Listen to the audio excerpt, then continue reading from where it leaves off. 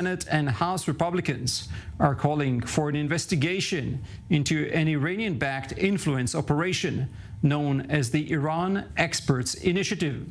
The operation aimed to build relationships with foreign academics and researchers in the West beginning in 2014 and involved close associates of Robert Malley, the suspended Biden administration special envoy on Iran. One of those individuals is now a senior Pentagon official. Details of the plan were first revealed yesterday by Semafor and Iran International, citing hundreds of leaked Iranian foreign ministry emails dating back a decade. Now let's bring in Bozogmur Sharafeddin, head of digital at Iran International, joining us from London. Very good to have you with us, first of all. Thank you. So your report was based on thousands of emails between Iranian diplomats and analysts. First, explain to us, what have you found in those emails? What are the main concerns? Yes, so the thousands of emails, we received them a month ago, and in the last few months with Semafor, Iran International was looking into those emails to authenticate them. And I should say that this story about Iran Expert Initiative that you mentioned is one of many interesting points that we found in these emails.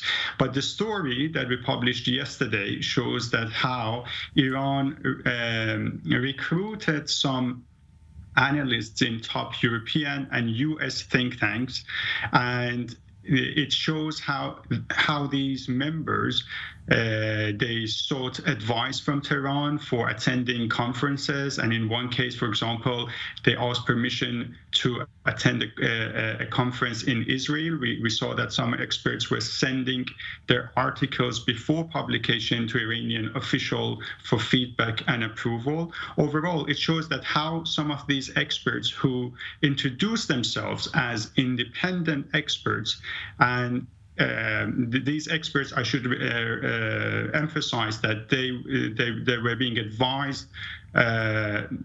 European countries were seeking advice from these experts, especially on Iran's nuclear program. But we see through these emails that these experts were not independent, as they claimed, and they were somehow promoting Iran's agenda and foreign policy goals. Yes, and of course not disclosing their close relations to Iranian officials.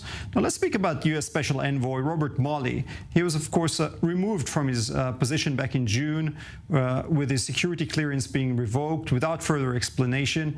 Can this investigation shed any more light on the reasoning for his removal? What do we know about his ties with Iranian officials and their agents? The article has certainly created a wave in Washington, especially among Republican congressmen. They have several U.S.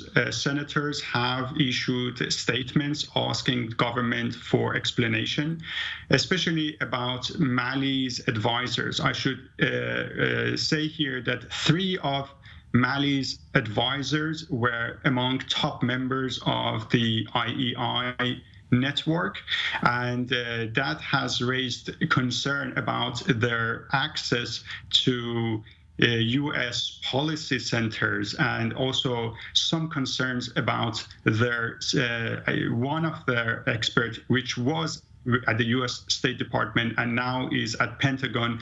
There are concerns about her security clearance. And we know that some Republican officials are have already sent a letter to Lloyd Austin asking to check her background.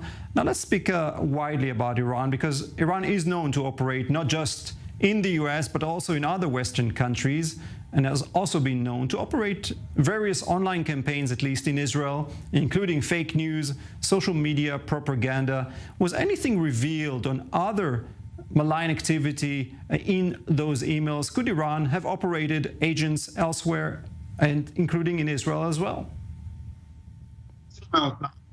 thousands of emails, and as we speak, we are going through them one by one to reveal more stories from them.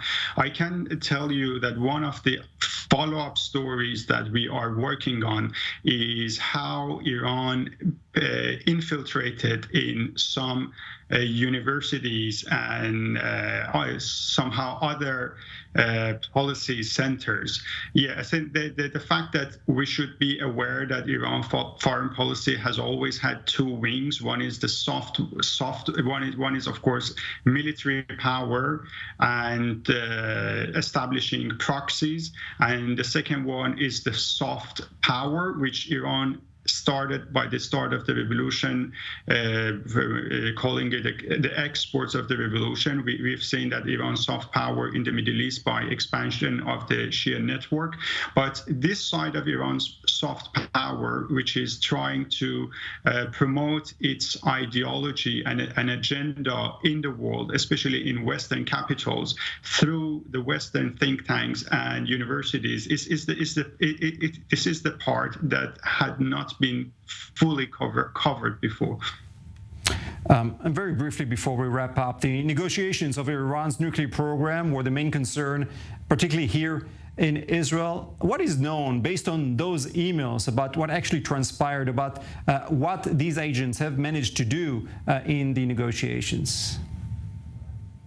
The emails start from almost 2014. We should remember that 2014 was the year that President Hassan Rouhani was elected in Iran.